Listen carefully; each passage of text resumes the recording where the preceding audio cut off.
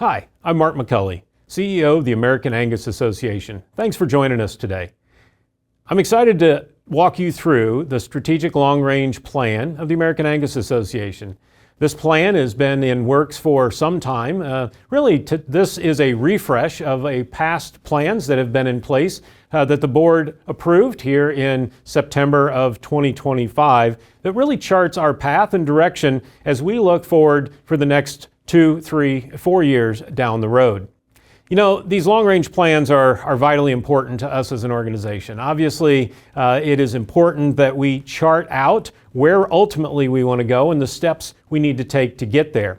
For staff, I can tell you they're vitally important as we think about allocating resources, as we think about programs and budgets and time, where we should be putting our priorities that align with the organizational direction.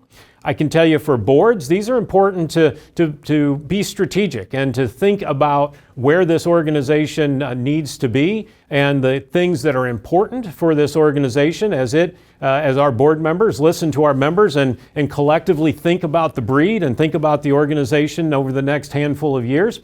And I think these plans are quite important to our membership as they are a very transparent way of showing our objectives, our priorities, and allow a framework of feedback on how exactly we reach these objectives and priorities moving forward. These plans are important, but I also want to state they are not an absolute blueprint of exactly everything that's going to be done over the next 2 to 3 years. It's more around some guiding priorities and a framework for more conversation and more input as we move forward. You know, this organization has a tradition of planning, and there's been some great plans. I always enjoy going back and reading through some of these past plans. There's a lot of similarities. Even thinking back 20 and 30 years of some of these plans, there's a lot of similarities on the planning process, the input that was collected, and the strategic direction. I think we can point to these plans and identify some very important points in the organization's history that were really derived out of these strategic plans. It creates focus, creates priority, and these plans over time have certainly made us better.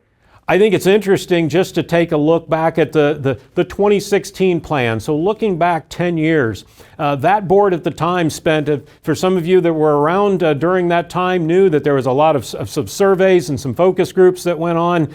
And through that process, the 2016 long-range plan was established. And there was kind of 5 major categories of that plan. One around commercial programs, a goal of creating a comprehensive commercial program that drives the cow-calf and fed cattle sectors. From that, the AngusLink program was born, as well as there was things talking about developing industry sharing alliances with feeders. The genetics was a section of that plan, talking about leveraging our leadership position and expertise of AGI. And from that, it spelled out the needs for a combined index and to put more focus on whole herd reporting, things that 9-10 years later we have definitely implemented or continuing to work forward.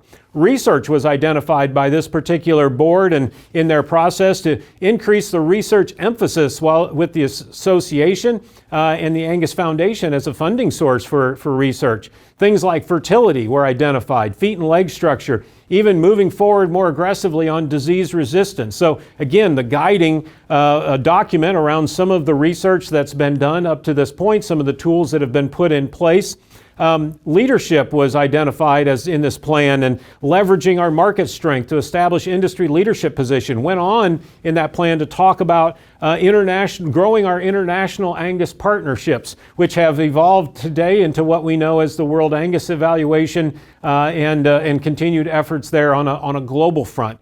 And then there was a specific section on the product and expanding CAB's influence and talked about the brand experience. And that is something, obviously, with the Culinary Center today at Certified Angus Beef, as well as more efforts to bring our end users of our product to farms and ranchers and give them that total experience that only Certified Angus can be. Again, a lot of it's fun to look back in some of these earlier plans and to see the things that have come to fruition or continuing to grow and develop today that we're talking about and working forward. You know, probably the most important part about a strategic plan is spending some time looking forward, right? And trying to predict as best we can what the future looks like. And to do that, we obviously have to make some assumptions about what that future state is going to be, what the consumer and the supply chain is likely going to be, what the commercial industry is likely going to, what changes are underway there that are going to impact the breed, the association, our membership, right? What is changing and what are assumptions we make about genetic selection? Obviously, new technologies and advancements over the last couple decades in this regard are quite significant.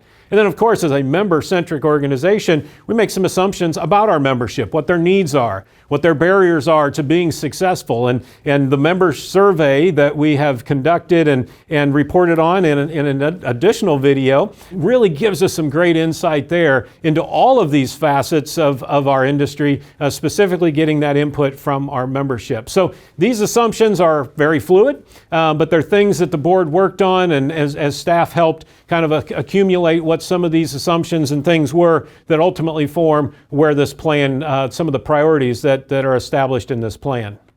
So the fiscal year 2026-2028 strategic plan starts with a mission statement, and this is not a new mission statement. This is the same mission statement that we've had for some time. The mission of the overarching Angus enterprise, so the American Angus Association and the 4 wholly owned subsidiaries, is to provide programs and resources and leadership that improve and promote the Angus breed, enhance the livelihoods of family farmers and ranchers, and exceed consumer expectations. Now, I'm not going to get into the details of the individual strategies and plans of each of the entities, or their specific structure and how these entities work together. We've also got another video out as a resource to you to do a deeper dive into association governance and structure and decision making as it relates to each of these entities. But today we're going to really focus on the bigger overarching strategic plan that really encompasses each and every one of these organizations. New in this edition of the strategic plan was a vision statement, and there was a vision statement in previous plans. But as we again collectively think about where do we want to be as we look down the road, right? What does success look like? That's kind of how I think about a vision statement. We came up with independent Angus producers who are rooted in heritage and driven by progress, leading a profitable, growing, and opportunity-rich beef industry worldwide. I think there's some really important words in there, independent being one. I believe, and I've said it many, many times, I believe a strong association is the key for independent producers to stay independent, access information, access data. And that's a key driving priority of this strategic plan as we think about what the future state looks like of our industry and how successful we can make the breed and enable our producers to enjoy that success for generations to come. Right? We talk about our heritage. We never want to forget about the great heritage of this breed. And yet, as I've always said many times as well, our progress is in our heritage, right? And so we want to be driven by what makes us better day in and day out, right? Our industry needs to be profitable, needs to be growing, and hopefully opportunity rich for those involved, regardless of the position that you're in the beef industry worldwide. And so that's our vision of where we are ultimately trying to achieve, or the points that we're trying to achieve, and a little bit of what success might look like. So let's get into these long-range objectives that were established in this current plan. So this might look fairly familiar if you've looked at our past plans. It's not, these long-range objectives are exactly the same as the 2020 version and even the 2022 updated version. We've studied these objectives, and the board really said, you know what, these 5 still really encapsulate kind of our bigger overarching drive we want to drive breed improvement, enhance our membership experience and success. We want to foster a profitability of commercial cattle producers, serve as a trusted industry resource, and then grow consumer trust and loyalty. So those are the big 5 guiding long-range objectives. They're the same ones that have been with us since 2020. They've served us well in planning, and we think will serve us well as we refresh this current plan. So the strategies that we have underneath these objectives have changed slightly. They've been updated to maybe fit our current situation. Some of them are exactly the same strategies that we've had in past plans. And so we're going to walk through kind of each one of these objectives and the strategies underneath. But I want to be clear on something. This is by design still a little bit vague, right? And still a little bit general in terms of these strategies. It's not an absolute blueprint for all of the things that are going to be done, but again, a framework for the ideas and the direction that the board is charging us as staff to move this organization forward, but also a framework for membership to have input and influence, and as we get down into specific decisions that are involved in each of these particular strategies. So with that, let's start with drive breed improvement. So what do we mean by that? Well, we put a little narrative around it this year to say we want to lead the beef industry in genetic excellence by empowering continuous breed improvement, ensuring registered Angus cattle are the standard for maternal excellence, performance, efficiency, and carcass merit for generations to come. So a pretty grandiose, if you will, but important, obviously, function of the American Angus Association and our entities is to continue to make the breed better and empowering our breeders to do so. So how do we do that? And that's really what we call these core strategies. So the first one is around data collection. It's maintain high quality phenotypic data collection and submission by increasing the simplicity and value for committed data collectors. We know that the Angus database, our genetic database of pedigrees, of phenotypic data, and genotypes is arguably the most valuable asset that collectively the association has to leverage for its members' benefit, right? And that's the key to our selection tools to make this breed better as we move forward. And so we continue to look at programs that recognize data collection, things like the Data-Driven Herd Recognition Program that just was launched here in the summer of 2025, but then very much around increasing simplicity or education around data collection. So we've got tutorial videos that are out. We'll continue to do more in this area. We're continuing to look for ways that we can make it easier. And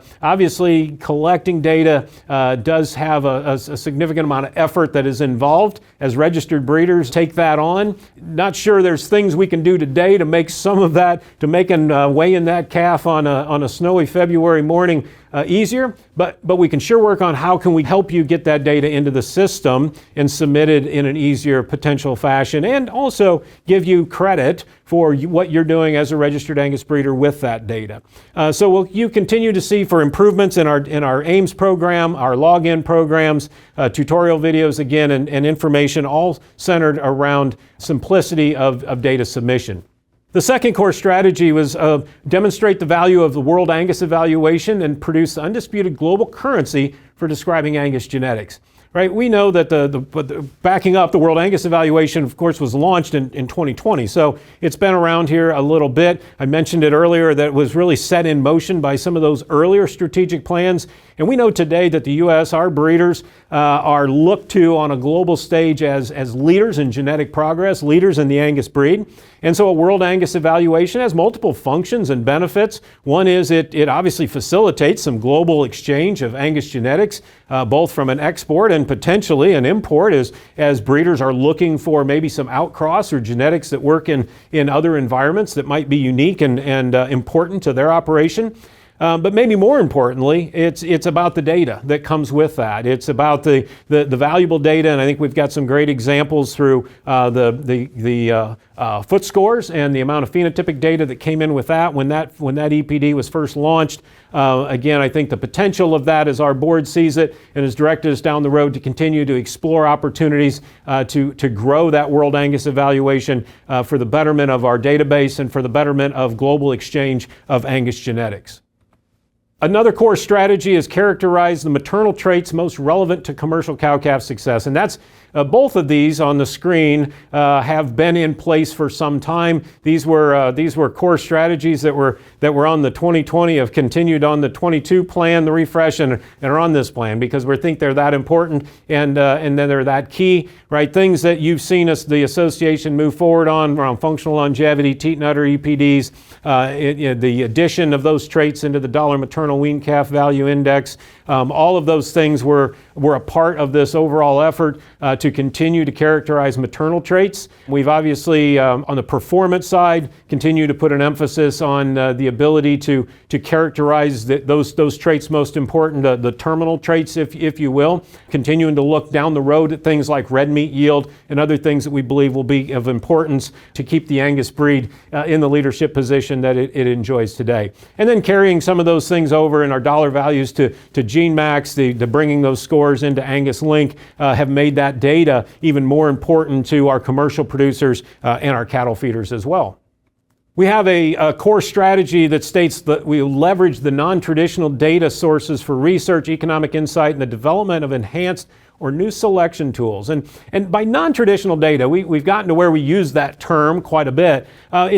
We think of it as data not maybe typically collected by registered breeders. So the traditional data, a birth weight, even an ultrasound measurement, we would kind of categorize in that area of traditional data. But there are things that as we continue to look at breed improvement, as you look at things like, for example, our heart health initiative or our methane and cow efficiency research, looking at some measurements that are non-traditional and maybe even collected downstream in our supply chain that could be very, very important to capture in a correct way and to put those back into a genetic evaluation to make that genetic evaluation even stronger. So that's what we mean by non-traditional data. Obviously, there's lots of new technologies that are out there. We continue to try to keep an eye on and see where those technologies could be useful and important down the road. And then we have a research strategy, and it's direct and support research for advancing the Angus breed in the beef industry. And obviously, research is a high priority. In surveys here of late, the members told us that it was the number 2 priority identified by our members behind assistance around marketing their cattle. And again, that's changed over time. 20, 30 years ago, I'm not sure the Breed Association was seen as a vital and important role in research as it is today, but most certainly we know our members are looking to the association and its entities to derive and support this research. So we think it's a key. We think it's important, and I think a very, very important component of that is access to the data, access to the tools that come out of that research, making sure those are available to our independent producers for them to make the genetic advancements that they want in their herds. So switching gears now to enhance membership experience and success. That's that long-range objective that we have next. And we characterize that by saying we want to support a thriving, engaged membership of all ages by delivering valuable tools and programs, effective breed promotion, and unparalleled opportunities for success in every facet of the Angus business. Now, I'm always quick to say and recognize that our members don't all define success the same way. We have tremendous diversity, important diversity across our membership base. So this pillar, as I always talk about it with our team and externally, there's a lot of stuff that we do as the American Angus Association that falls under this particular pillar. Let's start with customer service, or what we define providing members our world-class customer service and support. That's that first core strategy under this particular objective. And we're so fortunate in that we have an incredible team with a real heart for our members and a heart for customer service. Again, we have, as I said, a very diverse membership that's looking to this team for different things, differing levels of questions or programs that they may be coming to our team with, but I know our team delivers on that each and every day. We do know this is still a people business. We're so proud that when you call the American Angus Association, you're still going to talk to people. And we've been able to afford to maintain that level of support because we know it's that important to our members. And we're in a position to be able to do that and have put a high priority on that for some time. We also continue to ask our members, how can we be better, right? And we did a member survey that asked a lot of those different questions, from things around DNA sample submission to correcting of maybe submission of information and how to make corrections. And so we continue to provide opportunities to get that feedback, but we welcome it, and we know it makes us better when you're able to provide maybe some of those friction points or ways that we could serve you as a member even better.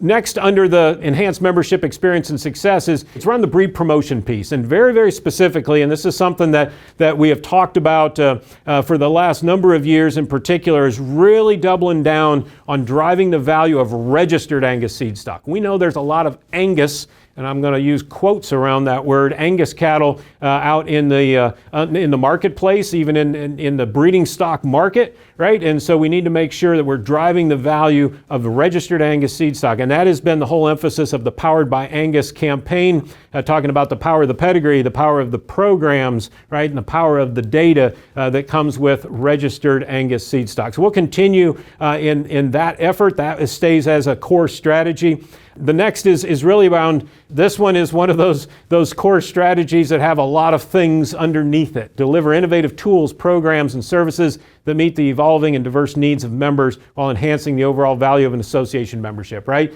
Making sure that you as a member get the value you need beyond just being able to register cattle. What are the other things that we can do moving forward to make that an even more valuable relationship that you have with the American Angus Association? There's another strategy that really speaks to youth in particular. It's around developing the next generation of Angus leaders and advocates through innovative programs, activities, and scholarships for youth and young adults. This organization has been so fortunate over the years to be able to focus on and invest in the next generation of Angus breeders. We have all the plans in the world to continue to do that as we look to the future with innovative programming, not only just around our shows and all of our activities, but some of the great opportunities of leadership development and experiences that we can provide young people, and as supported through the Angus Foundation in particular. And then just in general, this strategy around provide opportunities for Angus fellowship and member interaction. I go back to my earlier statement. This is still a people business. And we know as one of the benefits of being a part of the Angus family and being a part of the association is this opportunity to get together, right? And whether that's at an Angus convention or whether that's even being a part of state tours and field days that state associations are able to provide, maybe it's other functions that we provide throughout the year. We don't ever want to lose sight that there is still tremendous value in getting together as Angus enthusiasts and having that fellowship and enjoying one another. So we want to make sure we provide opportunities and don't ever lose sight of that. The third pillar under our long-range objectives is around fostering the profitability of the commercial cattle producer. And as I talk about this long-range objective, I always say it's at the center of the sheet, the center of those 5 objectives on purpose, right? In the seed stock business, we should always be focused on that commercial cattle producer. And so, as you put a little more narrative around that, to give that a little bit more depth, we say to empower our commercial cattle producers with superior Angus genetics, data-driven insights, robust market demand, and industry-leading resources that enhance profitability, efficiency, and long-term viability. Right? So a big task, but I know this organization is up to it. The first strategy under that is support the commercial beef producers in achieving greater results through predictable, high-impact, value-driven genetic resources. Obviously, that starts with the purchase of registered Angus bulls into their operation, using the data, using the pedigrees, using the information that comes with purchasing registered Angus seed stock. But then also putting tools in their hands like GeneMax to be able to make decisions with the same level of some accuracy and precision on their replacement heifers that they're going to keep back into their herds, ultimately to help them make even more informed decisions and be even more successful than they are today. The next strategy under this particular objective is around demand, and it's drive certified Angus beef brand demand and communicate best management practices for capturing those brand premiums.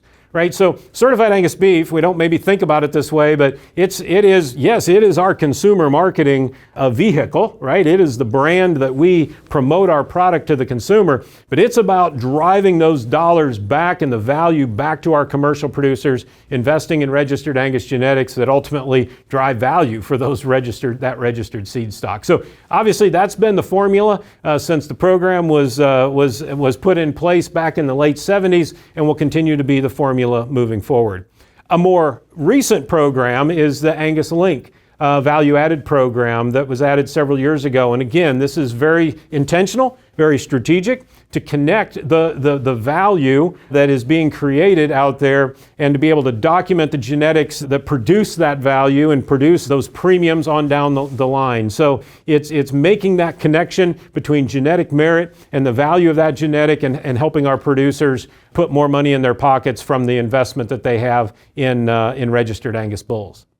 Continuing on, one of the things that we know is important is to engage with all the segments of commercial beef production, right? To make sure, so think about our feeders, our stockers, making sure that they understand the value of Angus genetics and the value of our Angus programs. And we do that in a lot of different ways. The picture here is of the Certified Angus Beef Feeding Quality Forum, arguably one of the best events that I know of where seed stock producers and commercial cow-calf producers and feeders and packers all get together in the same room and talk about the industry and how we get better, all focused on how do we produce a better experience for the ultimate consumer of our product. And then new this year in an objective is around increasing the awareness and value of an affiliate membership. So many of you are aware that as a registered breeder, when you transfer a bull into a commercial producer's name, in our system, they get an affiliate member number. Now, they don't pay for that affiliate membership, right? That is a part and a benefit of them getting that registered Angus bull transferred into their name. But it's not something we've maybe promoted or talked about or maybe demonstrated the value of that well enough. And we think there's more that can be done there to bring those commercial users of our registered Angus genetics even a little bit more into the fold and demonstrate their importance and their value to us as the American Angus Association. The fourth pillar is serve as a trusted industry resource. And by that we mean a definitive source of trusted knowledge and leadership in the beef industry where we guide stakeholders with integrity and a commitment to advancing the Angus breed, family, farmers, and ranchers, advancing the broader beef industry. Okay, and I think it's one of those things we don't necessarily set out to be a leader necessarily, but because of the tradition of this organization, the heritage of this organization, we find ourselves in this leadership position and being able to be this trusted source. And we want to make sure that we're responsible with that. And so by that, we first think about, well, it starts with our team. Right? And we want to make sure that we employ the best and brightest team members who are committed to the successful future of the Angus breed and the beef industry. We put a lot of emphasis on education, right? And we want to offer valuable and impactful educational programming for industry stakeholders and members of all ages. This was one of the things, too, we heard in our surveys. Education is a key pillar. Now, we have members asking for differing levels of education. We have some that are very new into the business. We have some that have been in the business and are at a, if you will, a 401 or an 801 kind of level. And so we want to be able to offer a very diverse amount of education, but something that we know is incredibly important as we move forward and is important to advancing this particular objective. We want to be an industry resource of choice for science-based and industry-relevant beef production information and resources. And I think about our publications. I think about the Angus Journal and the Angus Beef Bulletin as a resource for great information that you as members and our commercial producers and beef industry stakeholders can go to as very, very science-based, very industry-relevant news and information. I think about our investment we make in our angus.org website to put the best information out in front of the industry. The next is we want to be a leading voice in beef genetic technology improvement. And I think, again, as we reflect the leadership position of our breeders, the association and our entities find ourselves being a voice for you in these different areas. I think the AGI Imagine symposium that was hosted back in 2024 was an incredible example of bringing AGI, facilitating, not coming with answers, but rather bringing people together with some great questions and facilitating some incredible discussion around some of the future of data and phenotypic data and what potentially might be collected and the importance of it and how could that potentially make our genetic evaluation even better. Just one example of what a strategy like this looks like when played out.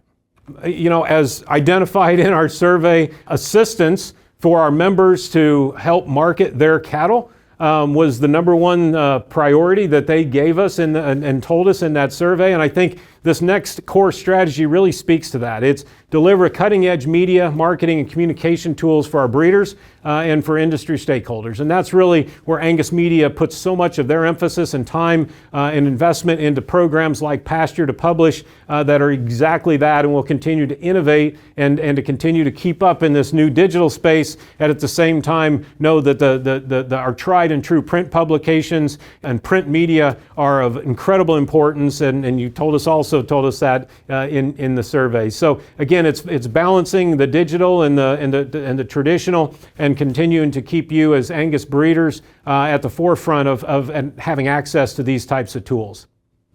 And then the last one is help cattle producers connect with domestic and global beef consumers and be a leading voice on the factors influencing beef demand. There's a lot in this core strategy, but I think, as Angus, we're in such a unique position in that we have obviously our core is our registered seed stock, but we also have the Certified Angus Beef brand, the leading fresh brand of beef in the world. And literally, this organization touches every element of the supply chain, from the commercial production pieces to distribution, all the way to the end users and to the consumer. And I think we best leverage that when we're able to share these different perspectives. And it doesn't just come from back to our producers. We spend a lot of time helping our producers see where these demand signals are.